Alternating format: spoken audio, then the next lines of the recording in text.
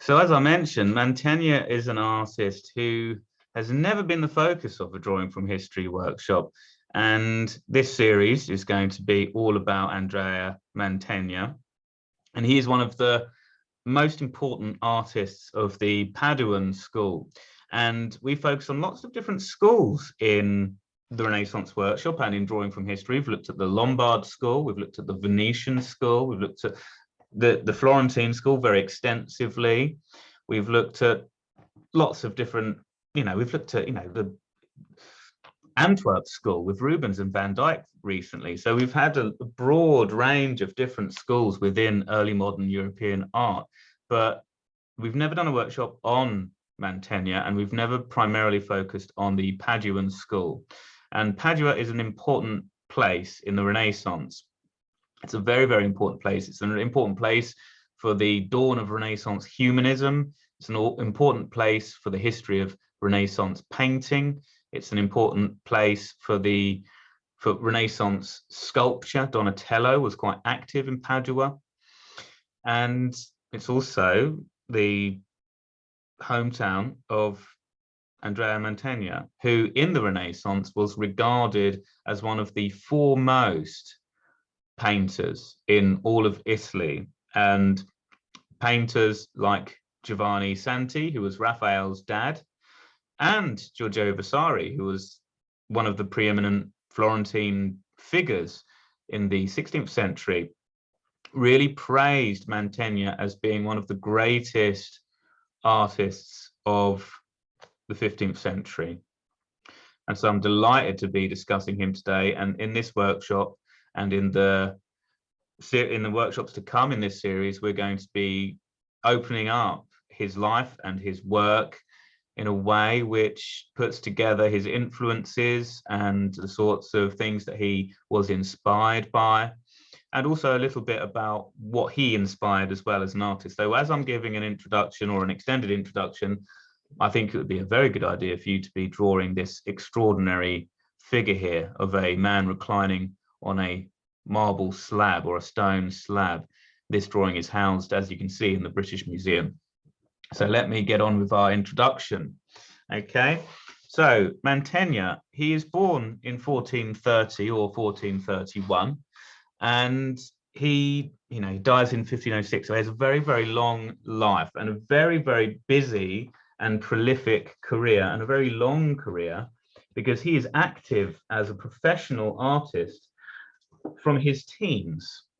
So he starts working as an artist very early in his life in Padua, and he begins his apprenticeship at the age of 11, okay, which is quite young. I mean, it's difficult to pinpoint an exact age for, the general age at which boys would be apprenticed during the Renaissance, because some people like Michelangelo aren't apprenticed until their teens, their mid-teens, and with Leonardo, he's not apprenticed until his mid or even late teens. We're not exactly sure what year Leonardo is apprenticed, but 11 is quite young. But we also do know that there are some artists who were apprenticed earlier, such as Andrea del Sarto, who was apprenticed from around the age of 7 or 8 to a goldsmith. So Andrea Mantegna begins his artistic training as an apprentice at the age of 11, and that's fairly average or fairly ordinary. Doesn't stand out particularly. But what does really stand out above and beyond the age at which he starts to train is really the age at which he starts to practice professionally while still a teenager.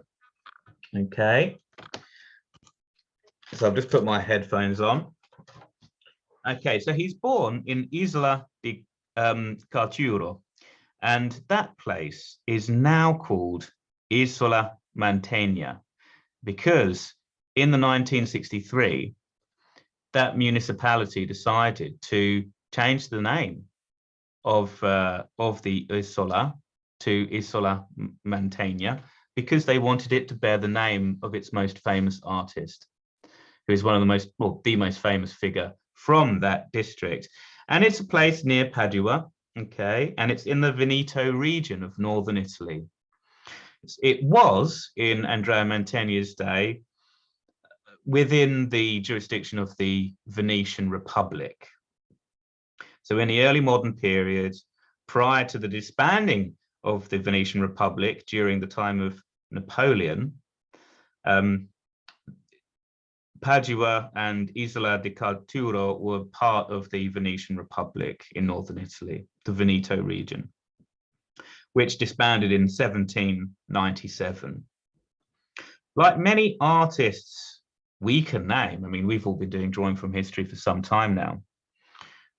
So lots of artists that we can name, you know, artists like Leonardo, Giovanni Bellini, Antonio del Pollaiuolo, Luca Signorelli, Andrea del Verrocchio.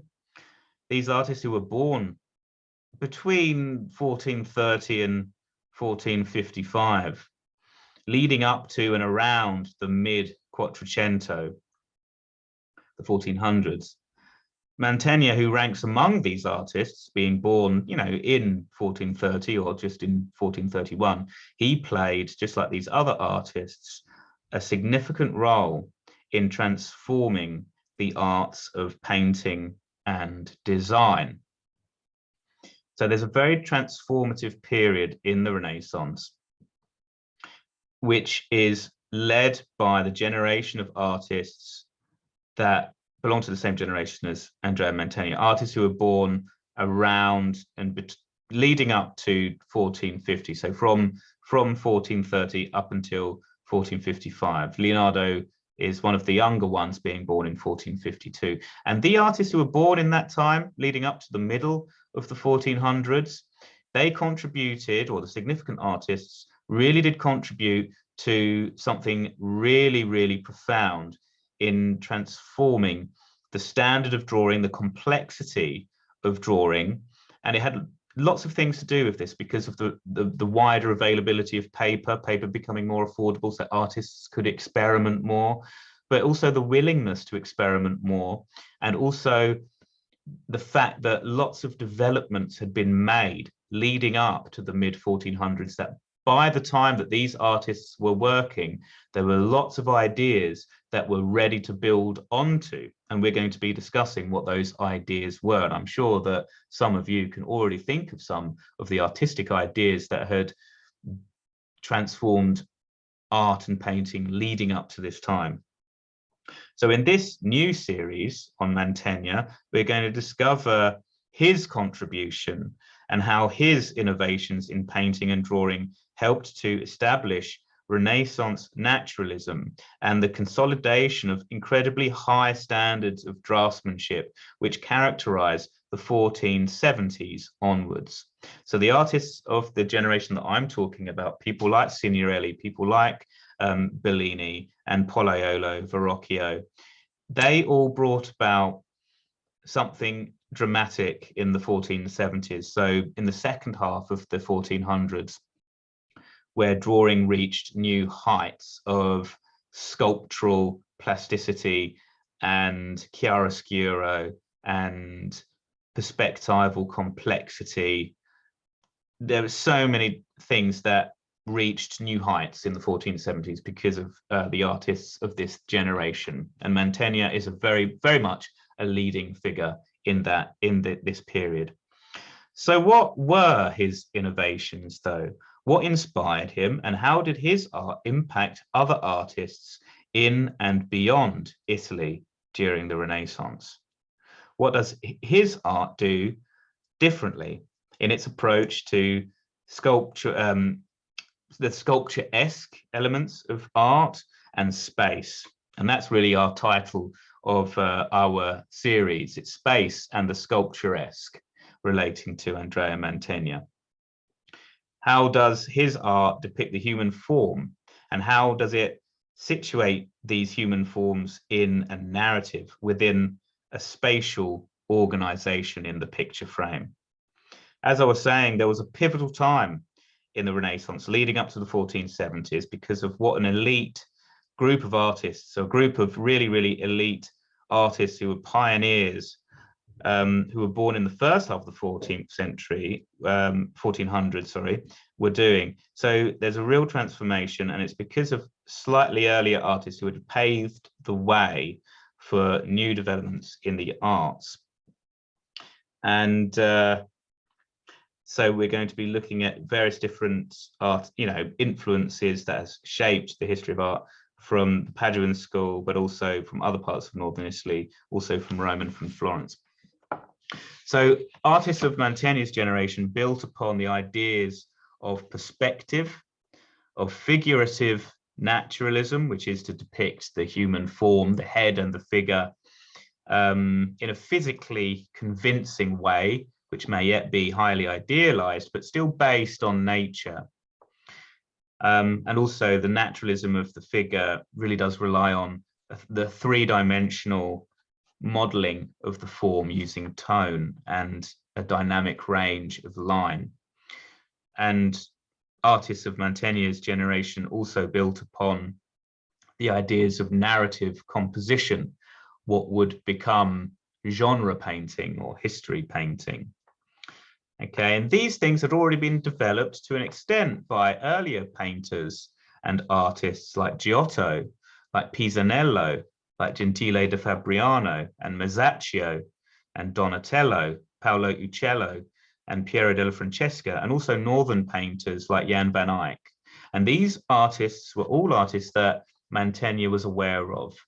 And he was very aware primarily of Donatello. And if we look at this drawing we can see here, he is responding to Donatello's style of the shallow relief.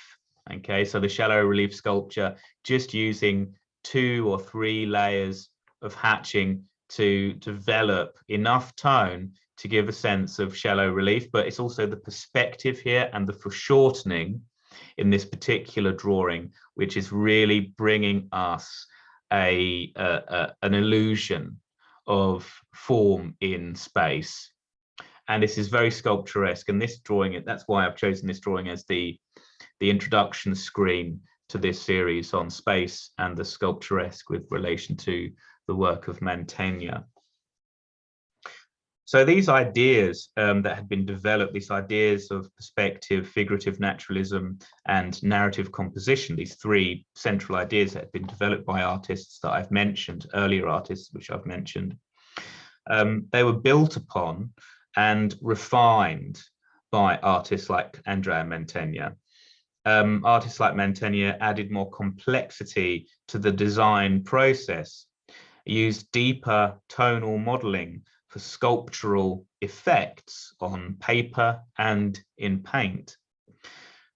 There's a greater extent of elaborate naturalistic detail in the artwork of Mantegna as he builds upon the developments of his forebears. So if you look at the detail in the drapery here, while it's simplified and suggestive rather than overly descriptive and labored over, it's executed very swiftly, it's executed very confidently, and yet we feel a sense of complex movement and variations in texture and a really complex arrangement in the structure of that form in the drapery.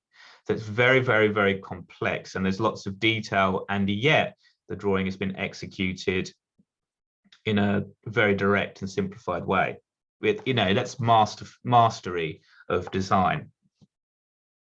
Okay, so an expansive, an elaborate sense of detail and an expansive range of tonal qualities forms a more visceral in Mantegna's work, whether that's on paper in mixed media, or indeed on canvas, or on panel, or in fresco, which Mantegna could execute all of these different types of painting.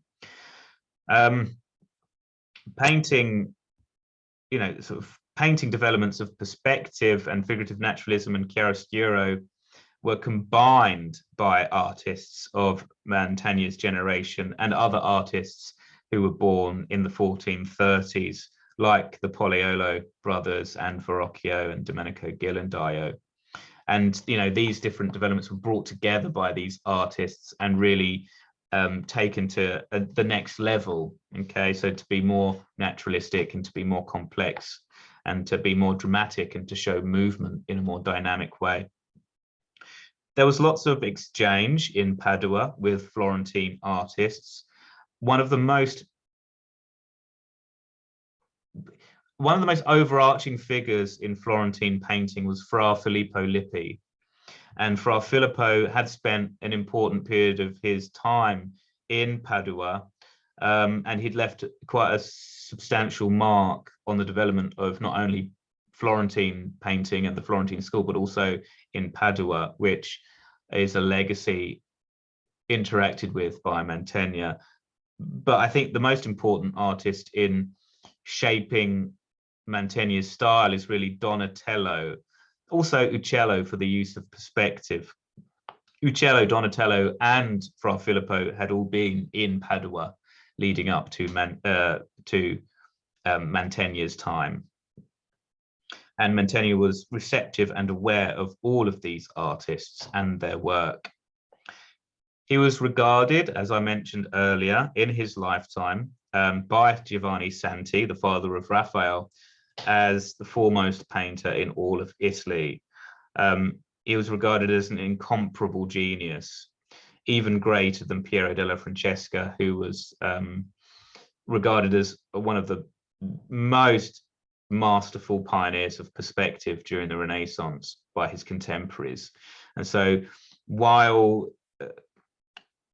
you know, we've seen a lot in drawing from history that attitudes during the Renaissance and attitudes which pertain in historical periods don't necessarily pertain today. And historical attitudes towards specific artists are not necessarily echoed in the contemporary world. So Andrea Mantegna is an example of this. During his time, he was regarded as one of the greatest painters ever. He was regarded as one of the contemporary artists who could match Apelles and Parrhasius of ancient Greece. And he was considered to be a great genius and one of the most influential artists of the entire Renaissance. Now he is one of the not lesser known figures. He's not obscure by any stretch of the imagination, and people who have an interest in the Renaissance will have heard of Mantegna, but he is recognized to a lesser extent than people like Piero della Francesca now. So that role has been, or that has been reversed now. And, you know, artists like Leonardo, Raphael, and Michelangelo are ubiquitously considered to be, you know, the first artist that you'll hear of when you come to think of the Renaissance. But in his time, he was really one of the leading and dominant and most influential and widely recognized artists. Okay, so the image that we have here, which we are looking at, is a man lying on a stone slab. It's pen and ink on pen and brown ink on top of some charcoal or black chalk on paper. Okay, so it's paper. The paper looks as though it's not been prepared for metal point or any other medium. It doesn't look like there is a paper ground on there, a paper preparation, which was common in the Renaissance. It was very common for paper to be prepared with a ground, regardless of the materials that the artist would choose to work on, because a ground helped to protect the paper, and it also made the paper slightly harder.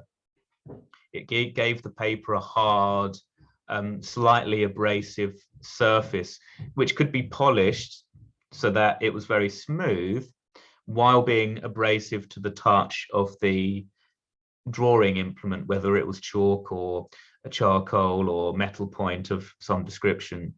And that would change the way that the line would draw. When you look at Fra Filippo's drawings that survive, they're all on a prepared ground because it provided a desirable surface to draw on, and you can really notice it. You can even try it just with watercolor.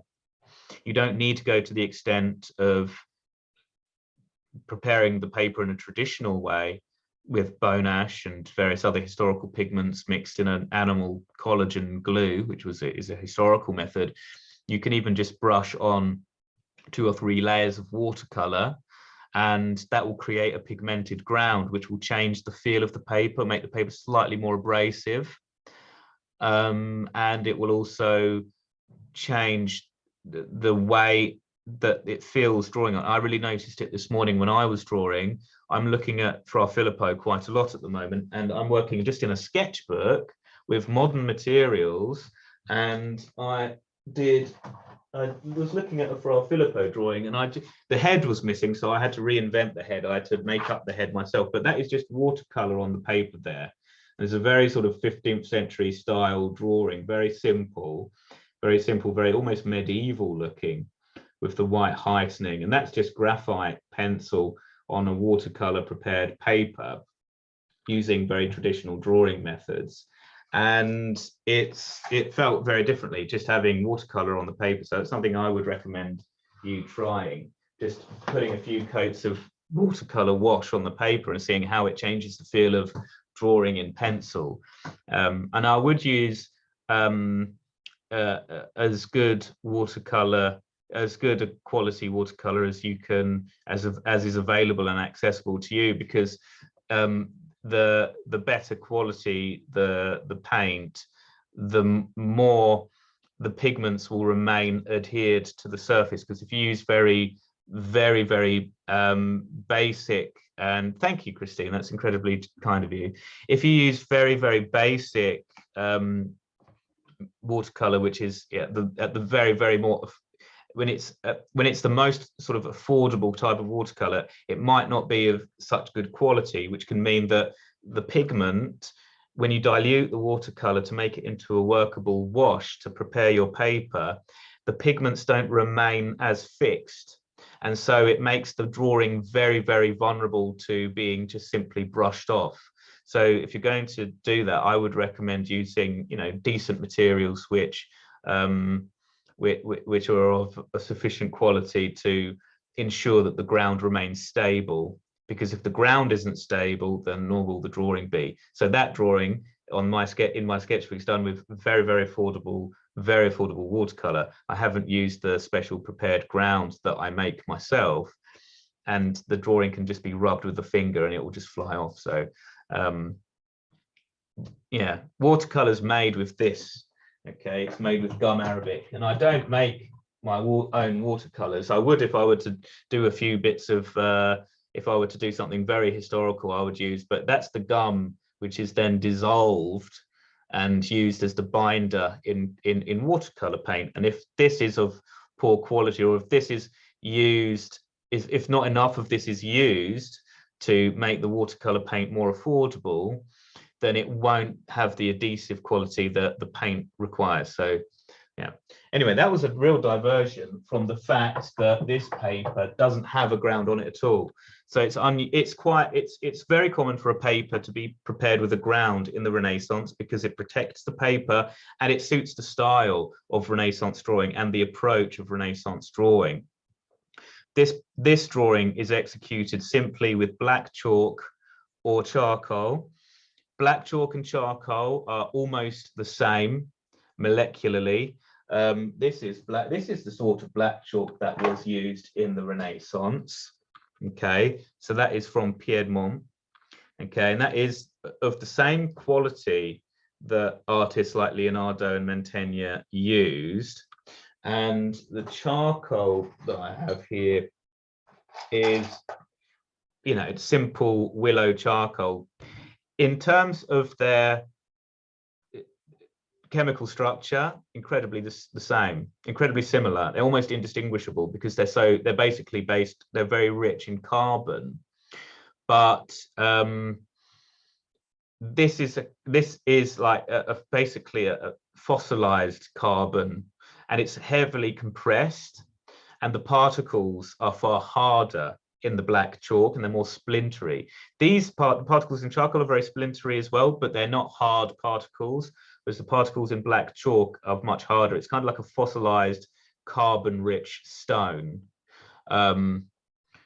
which has been in the earth being under lots of pressure and with lots of heat for many thousands or millions of years, whereas charcoal is much softer, far more friable. So there is a significant difference. It does make a difference whether you're using vine or willow charcoal, and I do have some vine charcoal which is made in a very historical way, and it is far more hard, it's far harder and far more splintery. It's a quality more similar to the black chalk that was used in the Renaissance. Whereas the willow charcoal is very soft. It's almost like drawing with a, it's not, you can sharpen it and get a fine line with it, but it's very, very soft. Okay, so, and the black chalk is very, very hard to come by. Very hard to come by. It's very rare and it's incredibly costly now. Okay, and then what he's done is he sketched the figure in the chalk, including the stone slab, and then he's gone on top of that with a pen. Okay, and in the Renaissance, the most common type of pen was a quill, which is a feather, basically a goose feather. I've got a pack of them in here. So that's a quill, which I've used rather a lot, okay? And it was very common in the Renaissance to actually trim the tip so that it would just be the size that you would want a stylus to be. Okay, and that is a goose feather quill cut and has been drawn with lots. Okay, and that's what he's used. They're the materials, and it's on rag paper. It's paper made out of the pulped fibers of linen that have been pressed into a mold and then dried out, and lots of hatching, lots of cross hatching, diagonal, parallel hatching, and also just horizontal out shading to create his cast shadow on that marble, on that stone slab, and cross hatching, multi-directional hatching, parallel hatching, horizontal hatching. All of that tone is generated with, I'll say it again, hatching. And I think, yeah, it's very good.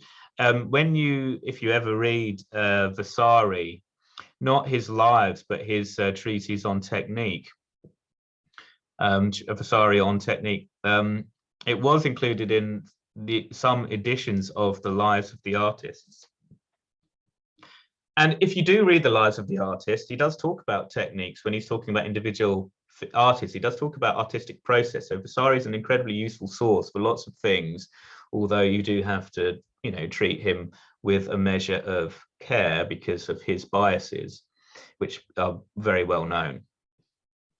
But when Vasari writes on technique, and he describes this technique, which is here being used by Mantegna, and he describes developing chiaroscuro on white paper and developing all of the chiaroscuro just with pen and hatching, with no wash, with no toned ground, with no white heightening.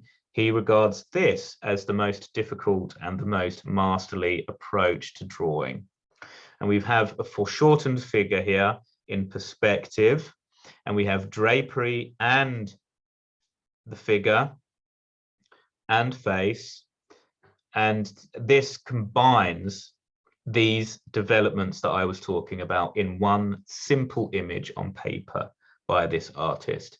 And that's how we conclude our introduction. We've spoken about these developments by artists leading up to Mantegna: perspective, figurative naturalism, and narrative composition. Does this image, the simple drawing, have a narrative composition? Well, there's a great sense of emotion in this drawing. There's a great sense of pathos, isn't there? And agony.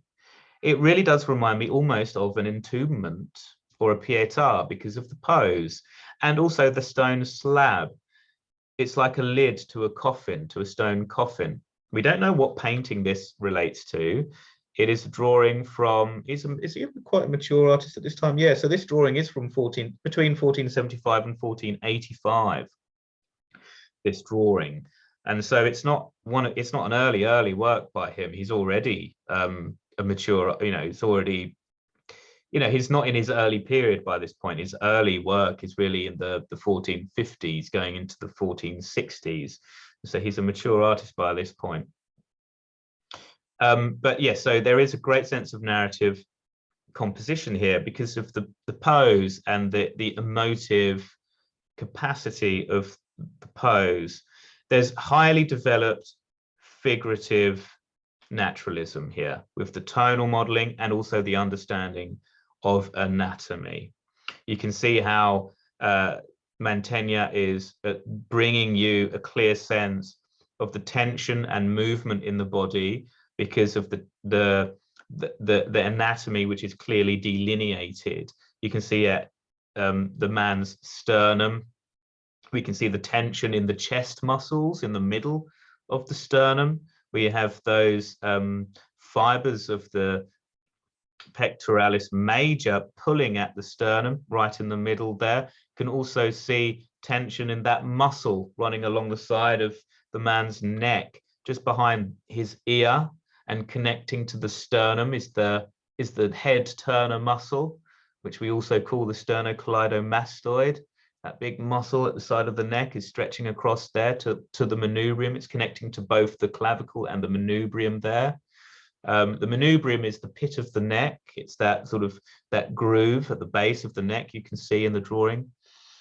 The two clavicles are very elegantly delineated just with simple line, and the deltoids are there connecting to the clavicle and to the acromion. The trapezius is just very, very elegantly delineated with a single outline on the right side. On the left side, the shoulder is pushing right up, isn't it? And his head is pushing down. So we've got that compression in the pose there with his left shoulder being pushed up because he's resting his weight on his left elbow. And that's creating force in his left shoulder, and his head is just tilting down and relaxing onto his left shoulder. So that's really where the emotion is, where there's tension in the body. And then we can see all of the abdomen is really, really simplified in a very, very effective way visually. So a very, very powerful drawing in terms of its figurative naturalism. And then the third aspect, which we can see him combining here, is the use of perspective. And he has designed the marble slab with 1 point perspective. And we have the foreshortening, which the perspective has given Mantegna a scheme for the foreshortening of the figure here. And I would imagine that this is a combination of observational drawing alongside working out the spatial organization of the slab to understand where to place parts of the figure. So he's thinking in the terms of the process of perspective outlined by Leon Battista Alberti in his De Pictura, but also in the treatises written by Piero della Francesca, which he may well have been aware of. It was in the 1430s, the decade in which Mantegna was born, that Leon Battista Alberti published De Pictura, where he gives a very thorough and rigorous outline of linear perspective in theory and the practice of executing designs in linear perspective. So that's the third idea which Mantegna is integrating into this drawing. So we've looked at the materials, we've looked at the techniques, and we've looked at the ideas in this piece. And so it will be time for us to move on to something else. Lots of exciting things to see, and we haven't even really started yet. So enjoy this amazing series on Mantegna, the most incredible artist of the Paduan school, and an artist who I'm really happy to be finally devoting a series to. We've never even done a workshop just on Mantegna, although he has been mentioned many, many times. It's really exciting to be doing a new artist. Okay, so thank you all so much for joining, and I really hope you enjoy the workshop today. All right, so what is this then? This is amazing. We are now currently, did you know that we are now currently looking at an artwork which no longer exists? This painting was destroyed.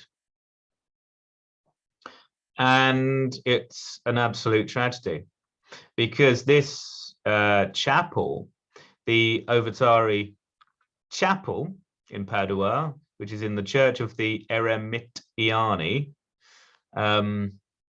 this chapel, this capella, would be comparable to Masaccio's Brancacci Chapel in Florence. You go to the Brancacci Chapel, which is in the Chiesa de Santa Maria del Carmine. It's the Church of Santa Maria del Carmine, Chiesa del Santa Maria del Carmine in Florence. You go into the Cappella Brancacci in that little church, and you have Masaccio's chapel, which has got the life of the St. Peter or something.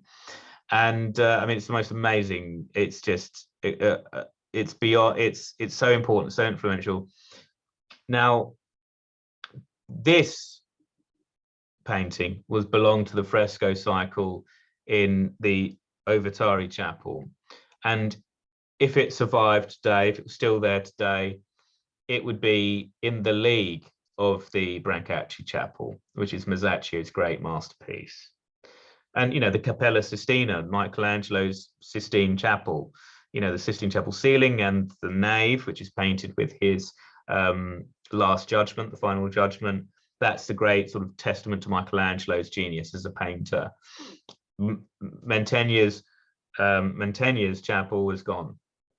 It was destroyed, and the fresco cycle depicting the scenes of the life of St. James have been destroyed, because in the 1944, that was during the Second World War, and Allied air forces, so British, French and American air forces, were carrying out strikes on fascist Italy during the Second World War, and in those bombings, this chapel was hit, and so these frescoes have been destroyed, and it's an absolute flipping tragedy. Okay, and we're incredibly grateful that fortunately black and white photographs did exist of these artworks.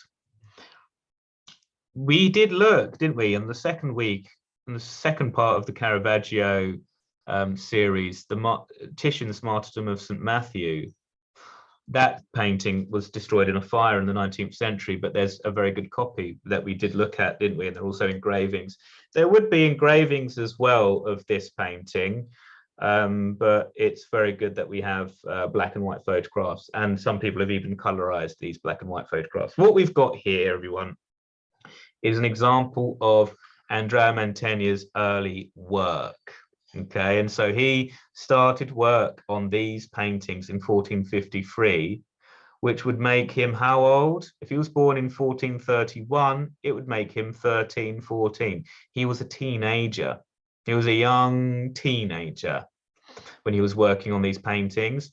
And while there were other artists working on these paintings at the same time, he takes most of the credit for the compositional design and the execution of these paintings.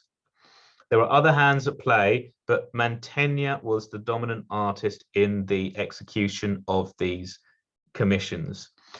Don't worry if you think, you know, your screen hasn't gone black and white. It's just the fact that this is a black and white image. Okay, the painting doesn't exist anymore, and we're looking at a black and white photograph of this painting. Okay, so I've completely lost my place. I'm looking at my notes. Okay, as you can probably see, my head bobbing up and down from time to time, because that helps me stay on track without just going down every rabbit hole imaginable. Okay, so as I mentioned, he was born in 1430, 1431, which makes him an incredibly young artist at this time. And I did mention at the very beginning in the introduction that he became a professional painter at a very, very young age, which is totally extraordinary. When he was 11, he began his apprenticeship under an artist called Francesco Squarcione. Okay, so Francesco Squarcione. He was a sarto. He was a sartorial man, a tailor, Okay, but he was also a treasure finder of ancient Roman artifacts, Francesco Squarcioni. He was a tailor, a treasure finder of ancient Roman artifacts, as well as being a painter and a teacher who taught many artists.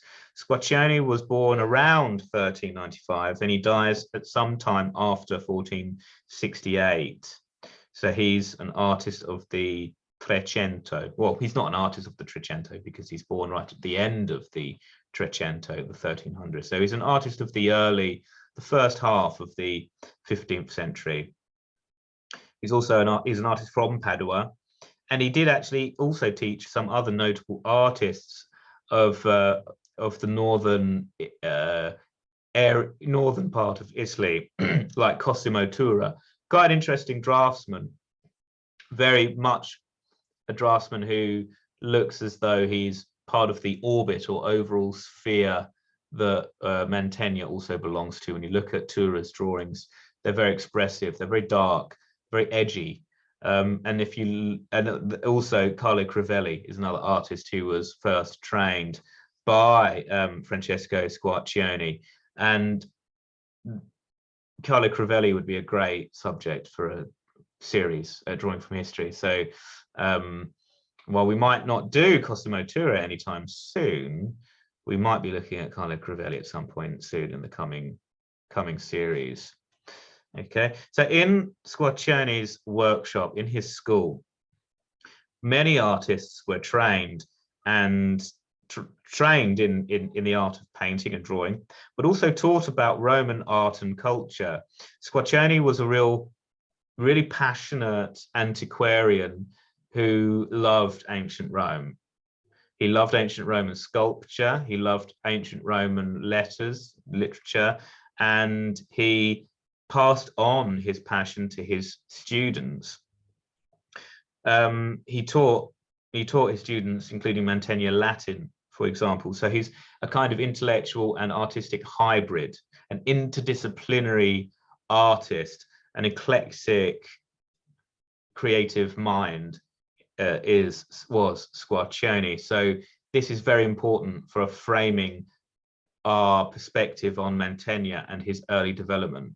Okay, Squarcioni had a collection of art from ancient Rome, which he'd found himself and possibly even purchased or swapped and traded.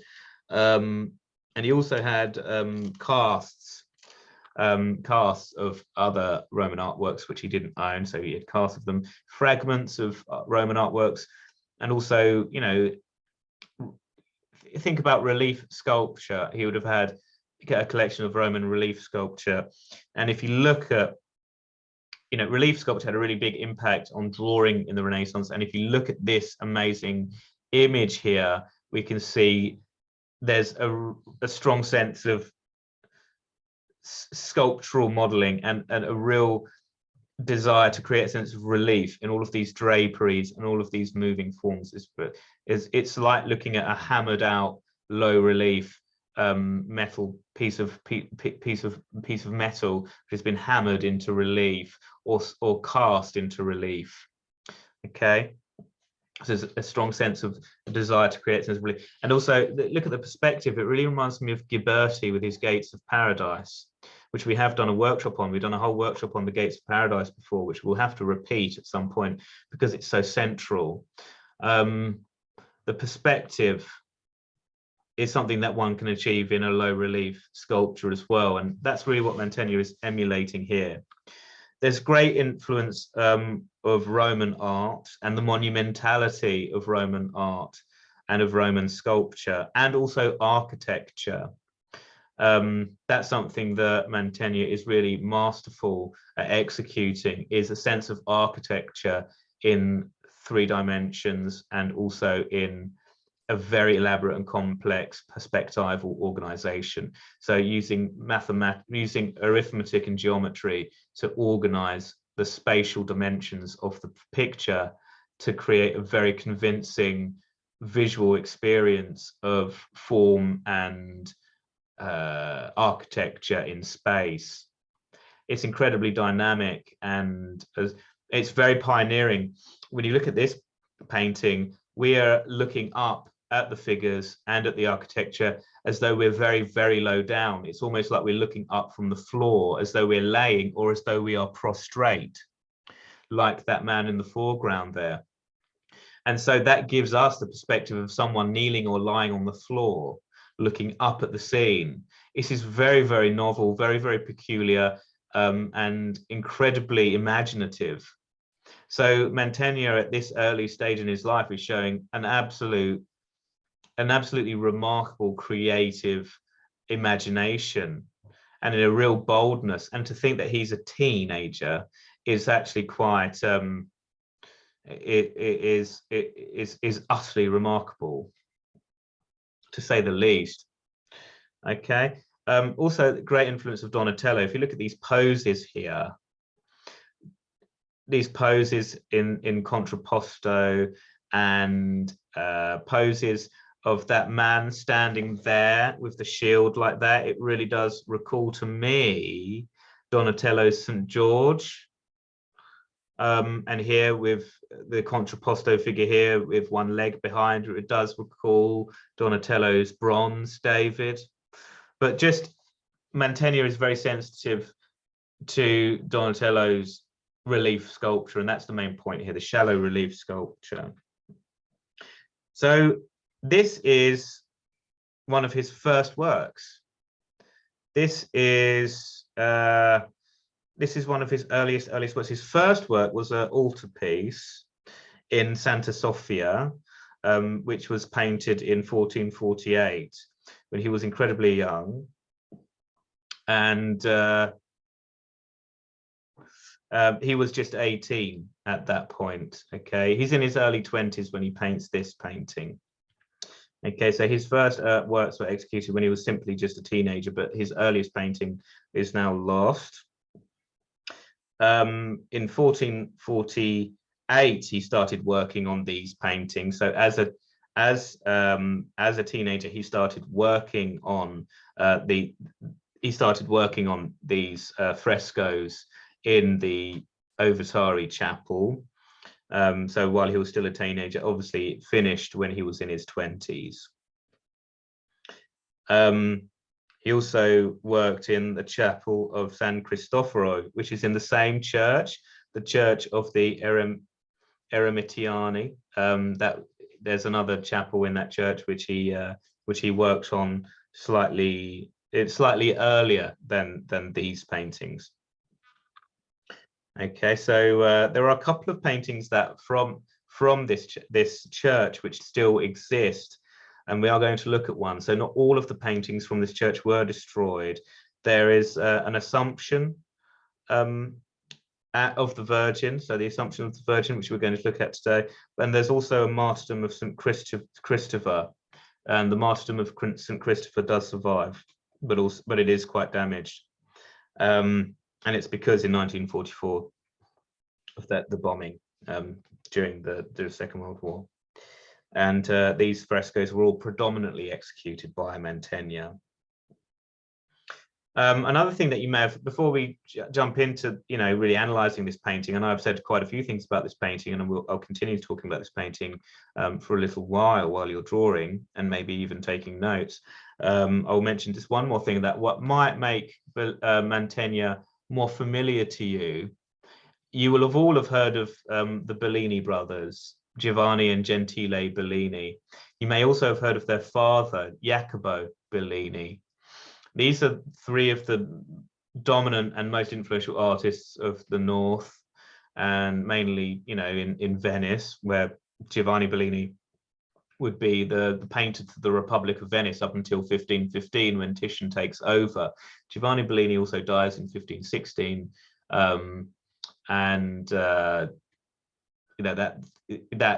paves the way for Titian's ascendancy. And you will have heard of all of those artists, especially Titian, but also Giovanni and Gentile Bellini, and perhaps also their father. Their father, Jacopo Bellini, gave Mantegna, well, he gave his approval for the marriage of Andrea Mantegna to his daughter,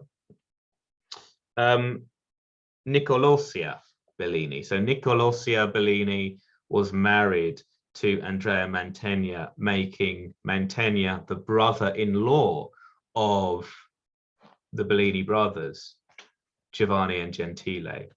So he's the brother-in-law of Giovanni and Gentile Bellini.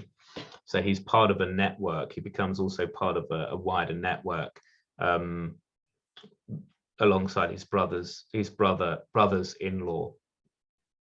the Bellini brothers. So what have we got here then? We're quite familiar with Mantegna now. We feel like we know him already, don't we? Heard so much about him in the short period of time that we've been listening about him. And we know that this painting was a very, very, very early painting, which he started as a teenager. So he's, you know, in his early 20s when it's finished, but he starts working on these commissions when he's a teen. He's about 17, 18. This is a painting of St. James. St. James on his way to execution. So the martyrdom of St. James. I'm sure a lot of you will know who St. James was. He is one of the 12 apostles of Christ, and he's also sometimes referred to as James the Greater, or James, son of Zebedee. He's the patron saint of Spain, and but most importantly, he's one of the 12 disciples of Christ. Okay, and out of all of those disciples, it's only his martyrdom which is mentioned in the New Testament, in the book of Acts. So in the Bible, we know that, you know, lots of the saints were martyred. St. Thomas was martyred in India, and St. John was the Baptist was martyred when his head was cut off.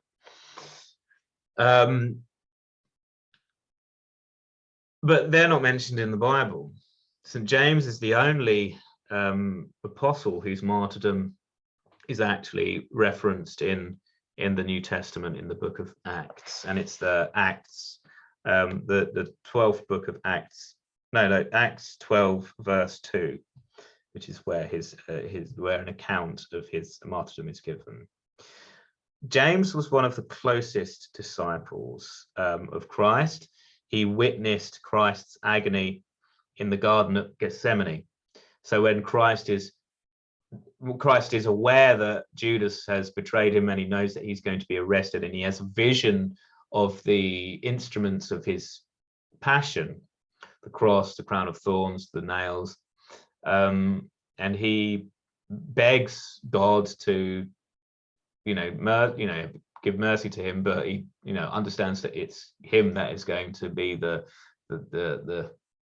savior, and he has to be killed according to the scriptures.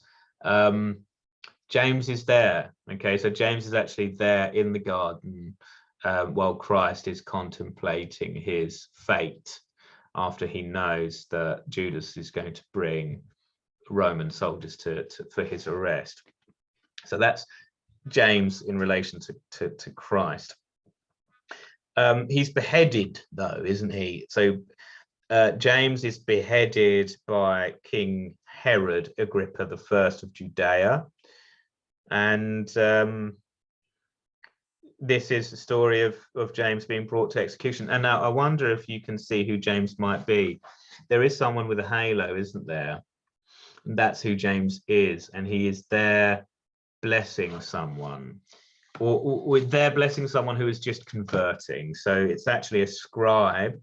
There's a scribe called Josiah who is converting, and he is prostrate before St. James, as James is blessing him with his, he's holding, Father, the Son. He's got the two finger sign, which is the sign of Christ, because he's the second in the Trinity.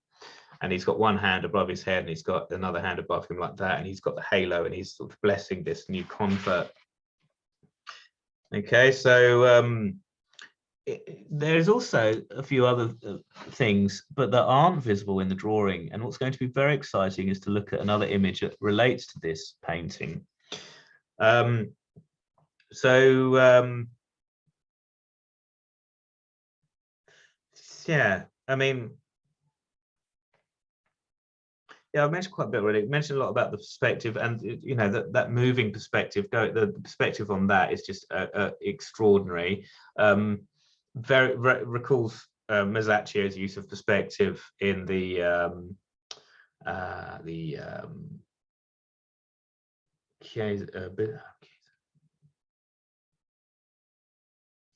it's the Santa Trinita in the church, Santa Maria Novella. That's it. Chiesa di Santa Maria, Basilica della Santa Maria Novella in Florence. You have the Tornabuoni Chapel at the end, which is painted by Ghirlandaio, and then along the nave you've got an incredible fresco by Masaccio. It's the Santa Trinita, and you have the Capella ceiling sort of receding back in perspective, and it's just an illusion. It's a perspectival illusion. And here we've got Mantegna doing one off to the side. That's something that Ghirlandaio does in the Tornabuoni Chapel, with the perspective of the ceiling moving off to the side. He does that in the Birth of the Virgin, which is an amazing fresco in the same church in the Santa Maria Novella. And he's referencing Masaccio. And I believe that that's what Mantegna is also doing right here. So these commissions were completed by January 1457, so after the date here, which is the supposed date for the completion of this particular painting. Okay, so what I think we ought to do is look at another thing. I hope you don't mind. I didn't want to spend too long on this because it is black and white, and it's also hard to see close up, but the references here are so good. The Donatello references, that figure there being such a reference to Donatello St. George, which is outside the Church of Ossan Michele in Florence, one of the most amazing sculptures of all time. And so yeah, amazing, really astonishing piece of work for such a young artist. So let's now look at this amazing, fabulous drawing. A much better image, much better quality image here. This is an image from the British Museum. This is Mantegna's earliest known drawing, which is totally exceptional. It's a drawing from 1453, between 1453 and 1457. So it's a drawing from the time that Mantegna started working on that chapel. Okay, so it's from the time that he started working on the Ovetari Chapel, which we just looked at. And this is a design for the St. James led to his execution painting. So here we can see St. James in a more dynamic pose, leaning over. He doesn't look so static. There's a bit more lively, that pose there. There's the figure of the scribe, Josiah, being converted. He looks like he's leaning right forward, a very dramatic sense of movement there. There's a sense of shock here in this soldier with the hands there like that. And there's a figure here, according to the curators at the British Museum, this is someone who has just been cured by the saint of paralysis. So this design, this drawing, it shows the creative imagination figuring out what to do, problem solving, or just experimenting with ideas on paper.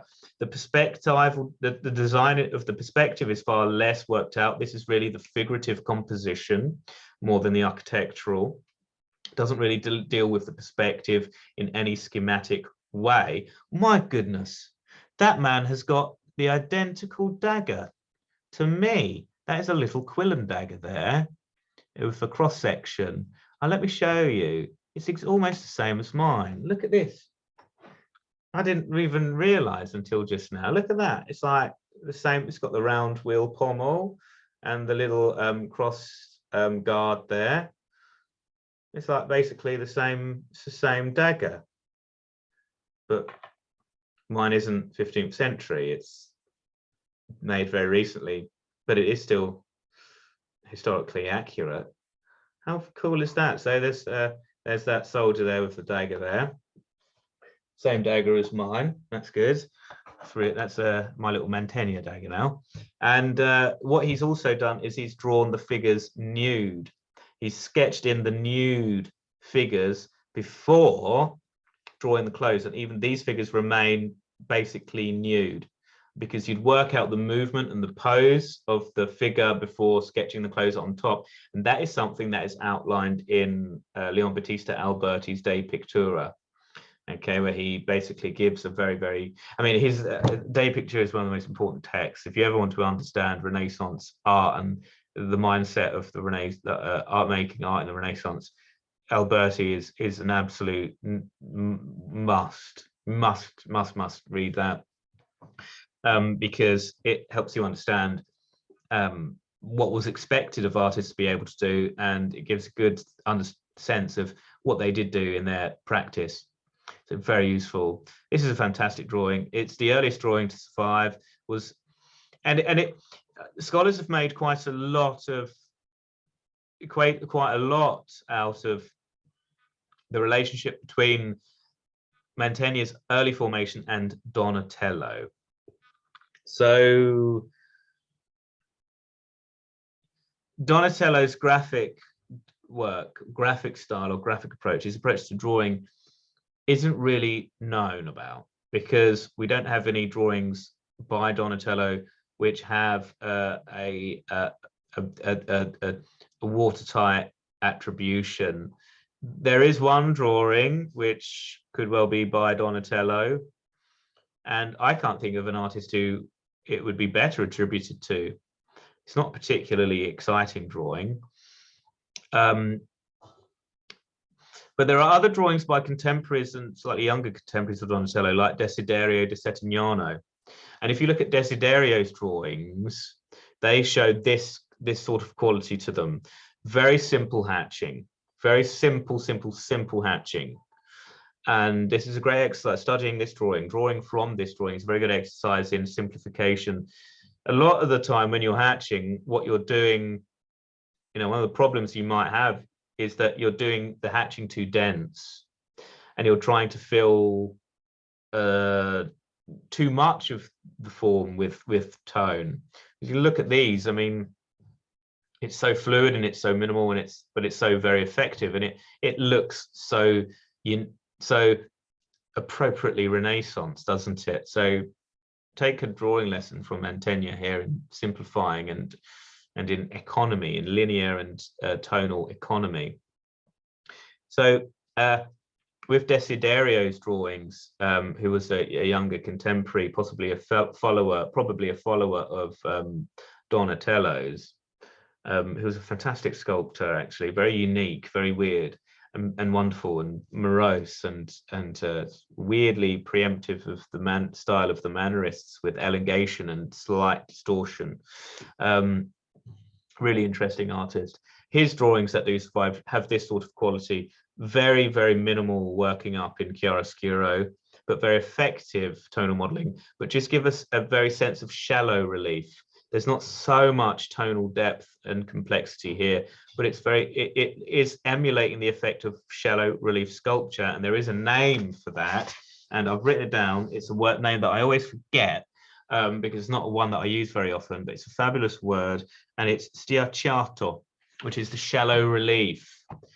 We've got it already, stiacciato. And Donatello was a master of this shallow relief style, of carving into marble just very lightly, and would create such a great sense of perspective and, formal complexity with such shallow carving. And then you'd also have very, very deep relief, and the most extreme example of deep relief in Donatello's corpus would be his Cavalcanti Annunciation, where it's basically it's not really relief anymore, because they're basically sculptures. It's such, basically three-dimensional. So that's a little discussion on this drawing, and in relationship to some of the other artists of the period, such as Desiderio and Donatello. Amazing, really, really, really fantastic. This is so Renaissance. So what shall we do now then? And yeah, Donatello had some important public works on display in Padua, which would have been very striking for Donatello. So Donatello is the first to do lots of things in Renaissance. So he's first cast a life-size, freestanding figure in bronze with his David. And he's also the first to do a freestanding equestrian monument. And it's Gattamelata, the great military leader, who is who the great equestrian monument depicts by, you know, the Donatello's equestrian monument depicts in Padua. So it's enormous bronze sculpture of a man on a horse. Donatello was the first to do anything like that since ancient times. We've never done a series on Donatello because we mainly focus on two-dimensional art in these workshops. We did look at some sculptures when we were looking at Rubens. If you think back to the third part of our series on Rubens, he had we looked at the Apollo. No, we looked at the Belvedere torso, not the Apollo Belvedere. We looked at the Belvedere torso, and I think that we will have to do a series on Donatello at one point soon, and that will all be basically sculpture. And I will also include the one drawing, which I think has a relatively good claim to be a Donatello drawing. So what should we do now then? Goodness me, we're flying through. I've covered lots already. So yeah, there are a couple of things I would like us to look at actually before we finish. We've got plenty of time still, so don't worry. But we are going to move on now, okay? We're going to look at something else now, and that is going to be this, okay? Don't draw this though, because this image isn't really adequate for drawing. I just want to talk to you about the Assumption of the Virgin, which is another painting from the Ovetari Chapel in the church, which was blown to pieces by during the Second World War. Now, this is an amazing Assumption of the Virgin, and it almost has a composition of a Virgin of the Immaculate Conception up there at the top. But it's the Virgin ascending up towards God.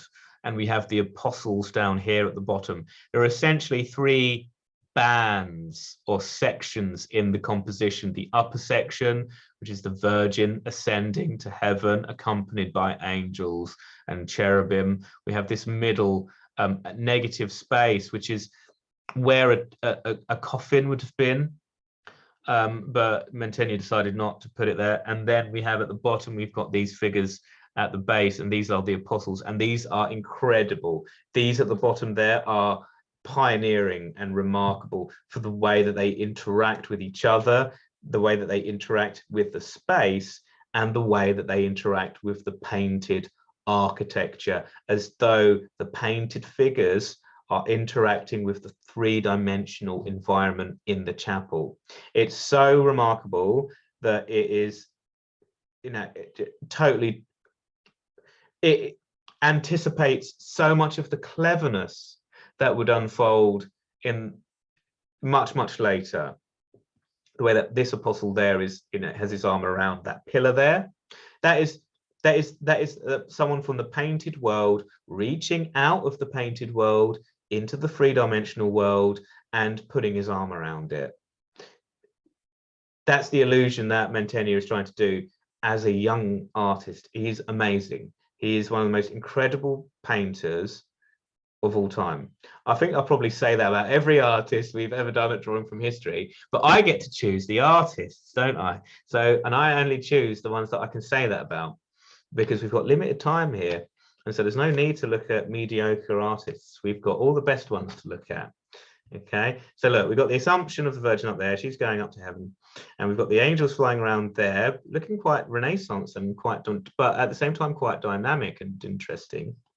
Okay, but then down here, we've got the base. And it's this image I'm giving you to draw, because this is by far the best quality I was able to derive for you. So there we've got the apostles at the bottom, leaning, you know, becoming a part of the church. It's fantastic because it takes the figures out of the painted world and gives you a sense of them actually reaching out of the painting into the physical world. That's remarkable. That is so original and clever and daring, really daring and intelligent. And it is also technically brilliant, but it not only is there that physical relationship between the painted and the three-dimensional outer world, but there's also that historical one. This gives you the sense that there is an apostle within a sacred narrative, physically present in our own physical world. You need to get your artworks to do that. Okay, if you could get your artworks to do that, you know, you'd be the first person in many, many years to do that. You know, this is extraordinary. You know, it's taking someone out of history and placing them in the physical world now. Like a sculpture, he's giving a painting a three-dimensional presence.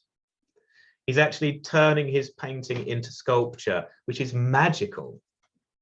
You know, this is totally extraordinary, and we have to appreciate how profound this really is. It's profound and remarkable on so many different levels.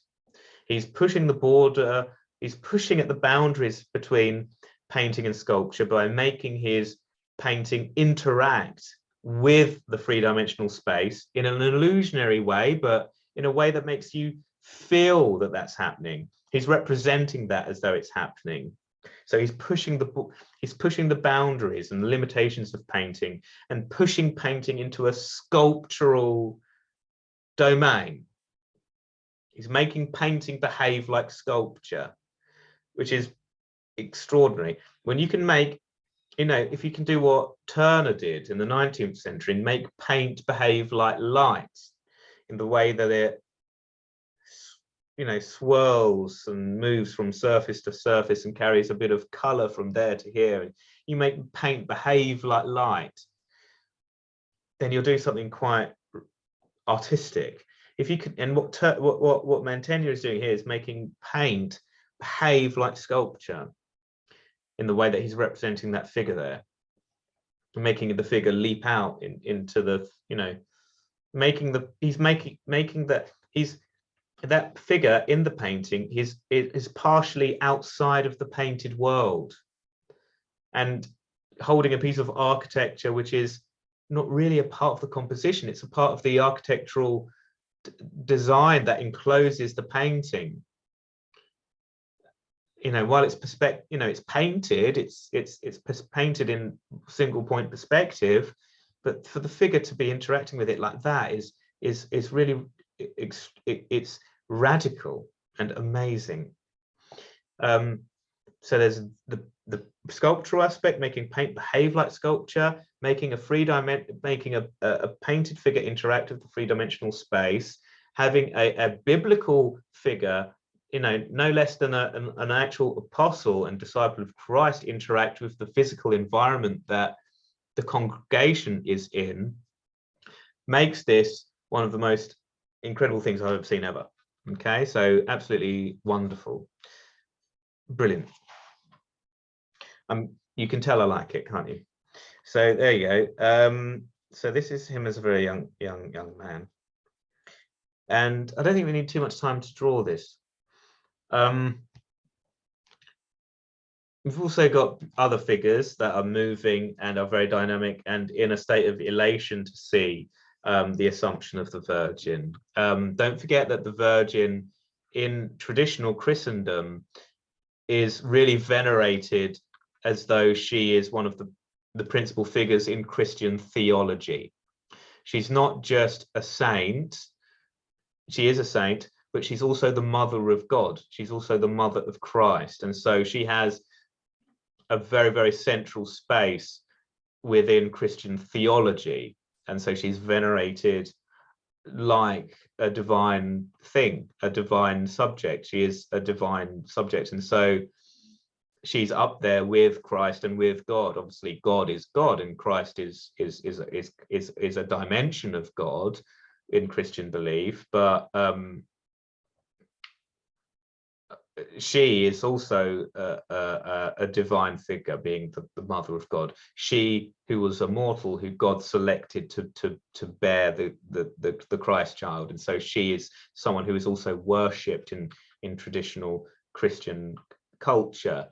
And so that's how he's depicting the apostles there, really venerating her and really celebrating her ascendancy to heaven, the Assumption of the Virgin.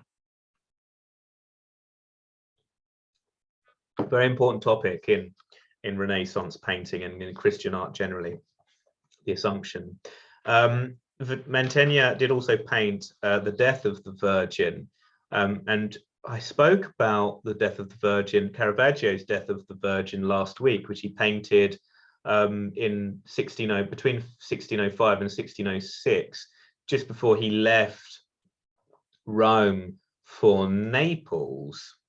And that Death of the Virgin isn't one of the most popular scenes in Christian art, but we're going to have to look at Mantegna's one next week, so you'll have to tune in for that, or watch it on YouTube or whatever.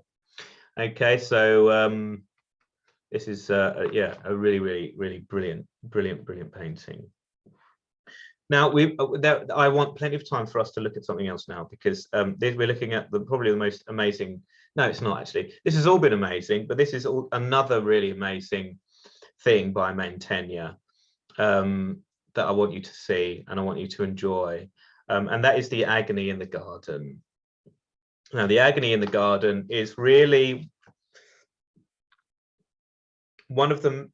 It's very different to what we've looked at before. We looked at drawing. We've seen two drawings, and we've seen two fresco paintings. This is a painting in tempera on wood, so very different to a fresco. Tempera painting, you have more time. It's also a transportable a support, unlike fresco. Fresco is site specific, you execute the painting directly onto the wall, onto the wet plaster, whereas with tempera painting on panel, you're working in the studio. So it's a different environment. You're working in a different environment when you're working in tempera on a wooden panel. And this is also quite a small painting. It's less than a meter across. It's 80 centimeters by, as you can see, 62.9 centimeters in height. So it's a landscape painting, essentially, but it's a genre painting. It's an historia, because you have the narrative of the agony in the garden. And as I mentioned, this is really one of the high points, or this is an example of Mantegna at his best in his early period. Okay, so he's still a very young artist, and he is becoming incredibly famous. He is incredibly famous at this point, and he's still really working within the aesthetic of relief sculpture. It's a very sculptural painting. If you think of Christ and the figures in the foreground, one of which is starkly foreshortened, the other two are not, but that figure with his hand on the book is very foreshortened, like the drawing which we looked at the very beginning of the session. That drawing was possibly from around this time.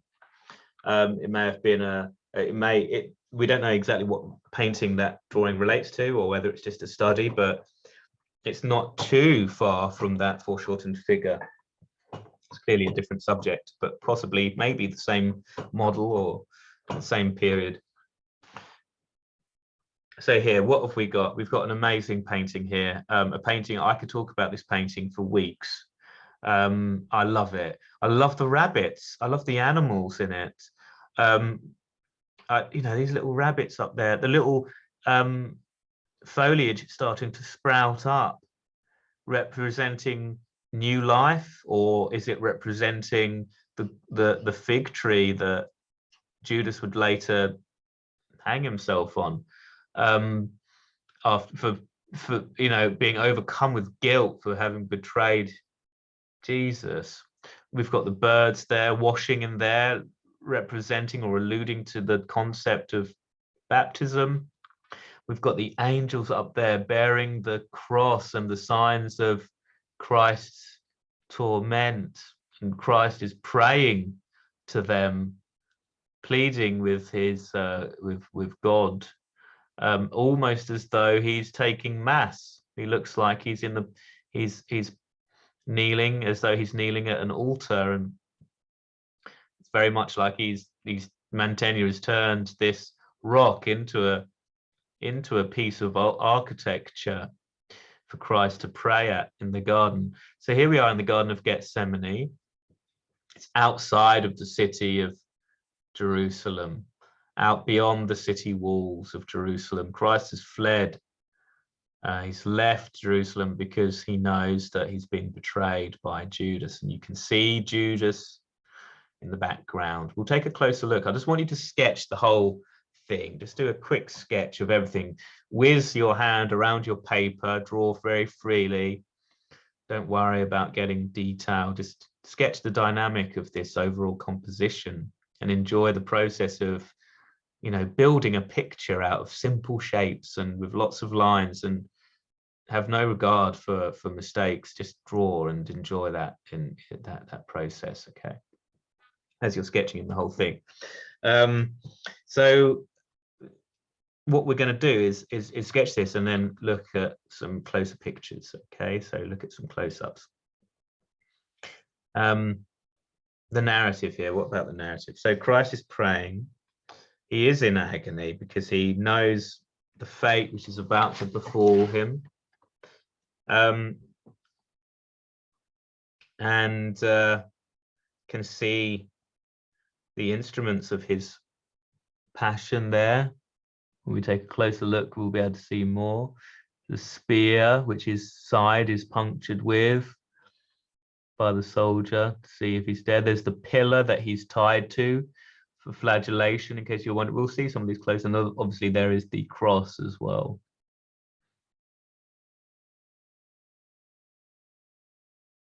We've got three apostles. We've got Peter, James, and John lying down, snoring, asleep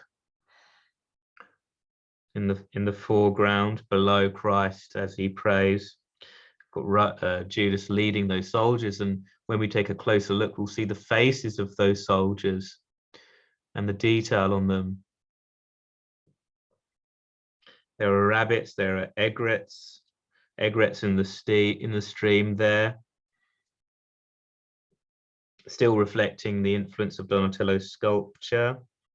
And Mantegna is still in Padua at this time, and what we're going to see is possibly even an allusion, a direct allusion to Donatello in this painting. And I wonder if any of you might be able to point out what that allusion might be. There's something in this painting which might remind you of Donatello, or of one of Donatello's artworks, which I might have even mentioned already. Okay. So as you're drawing, you might want to think about, there could be a nod to Donatello in here somewhere. So I think in a moment we're going to zoom in and take a look at these figures in the foreground. There are a couple of slides that I've added which will give us a closer look at some aspects here. So first of all, let's go and look at these figures. Okay, so these figures here in the foreground, and also the figures right on the right upper right corner there. You can see a whole procession of figures marching out of the city there. Love the way Mantegna has depicted the architecture alongside the landscape. And this is a long time before landscape was generally approached with such detail and prominence. This is really a landscape painting which includes architecture. It was a later artist, an artist who was brought up by the generation of Mantegna and the Bellini brothers, namely Giorgione. Giorgione of Castelfranco was the artist who started to treat landscape as an art form worthy to be an independent form of painting, just like Caravaggio treated still life as such.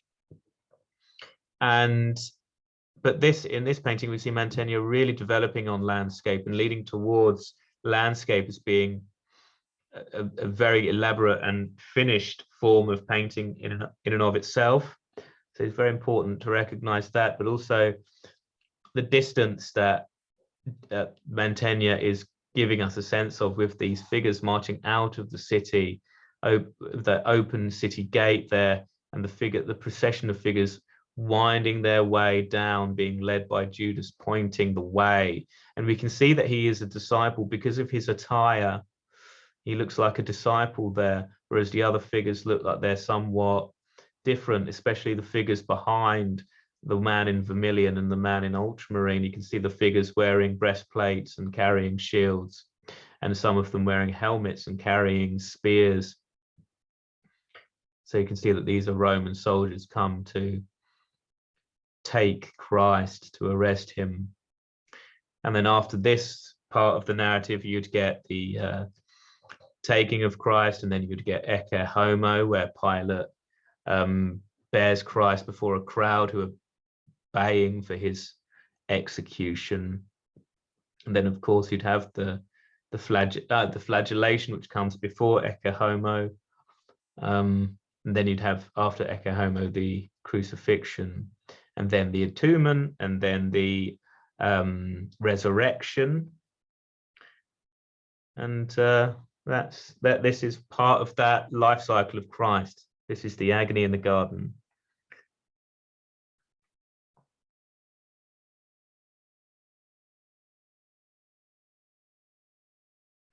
So these four shortened figures, I mean, look at your drawing from the start.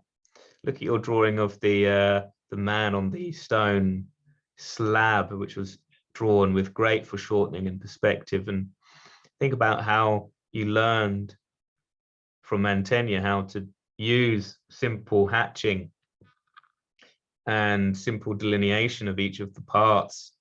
Here, these figures are all draped, which makes it slightly more challenging.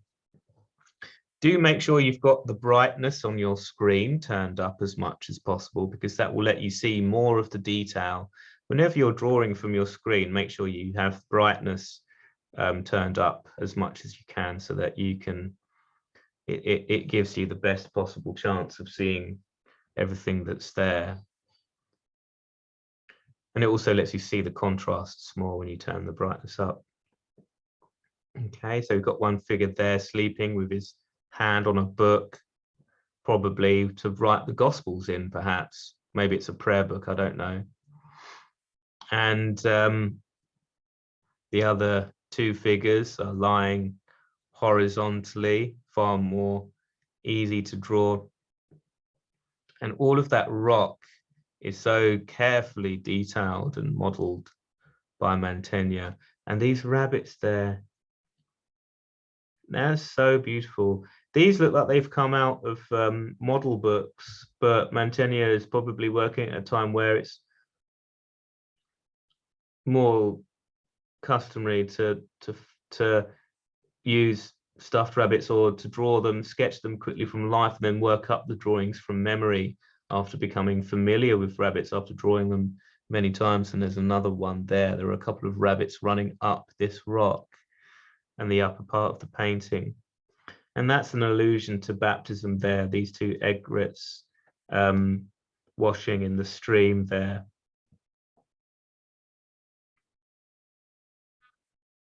And it's this shoot of the fig tree growing up there. Some of the earliest legends of Judas's suicide. We all know that Judas hung himself after betraying Christ because of his sense of guilt and shame.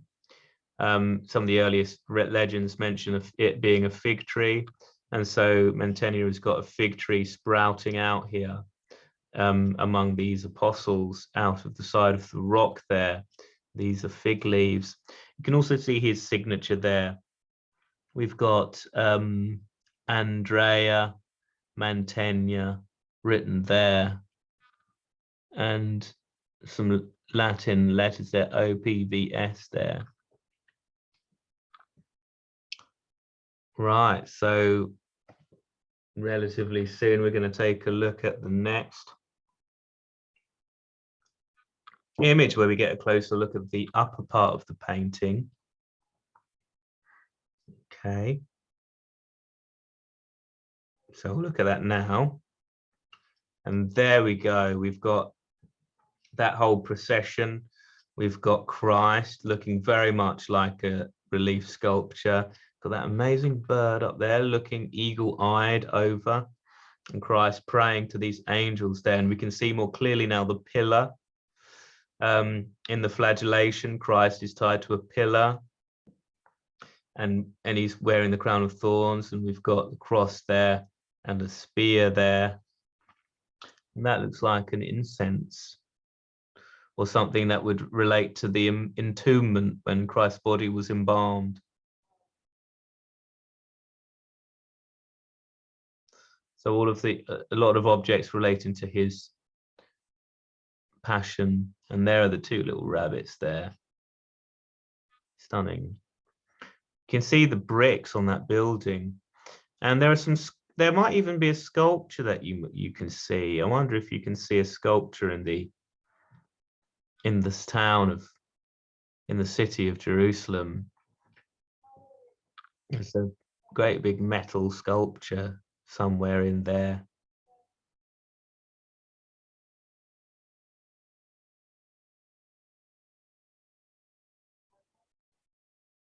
So I mentioned earlier that in Padua, Donatello had made a great equestrian monument of Gattamelata, the mercenary leader. They were called,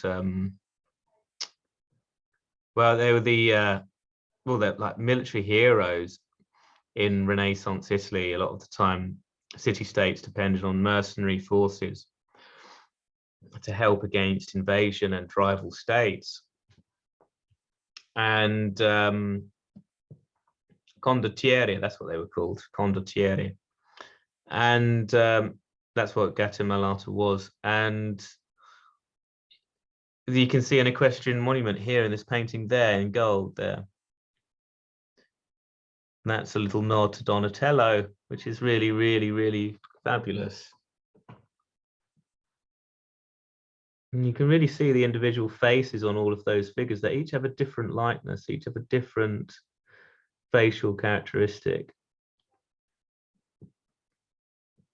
And lots of different expressions as well.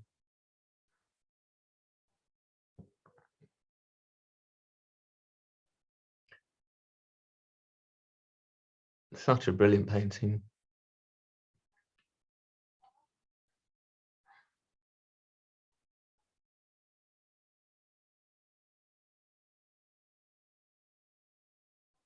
So in the coming weeks, we're going to look at far more of Mantegna's paintings.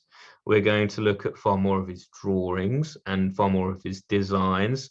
And we'll look at some of the artwork that had inspired him as well, because I like to contrast from time to time the artist who's our main focus with other things that are relevant to their development and to their style and to their overall approach.